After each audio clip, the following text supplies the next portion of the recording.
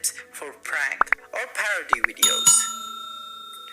So what are pranks and parody videos? For prank videos, you gotta get a list of pranks. You gotta Google the list of pranks that you can find, and you gotta record yourself doing that particular prank, and you have to post it on YouTube. So find out which are the trending pranks that you can incorporate in your daily life.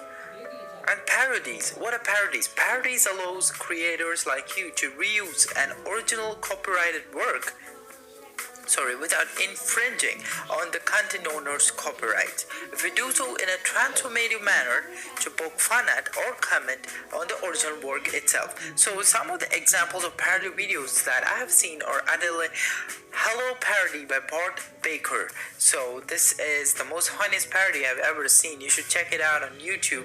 So this is like the funniest parody videos that you can find. So you have to pick up popular videos, say of music videos. It can be anything. It can be movie trailer parodies. It can be anything. So you got to find those videos and create a parody video out of it. So this is another idea for advanced, say, YouTube users or creators.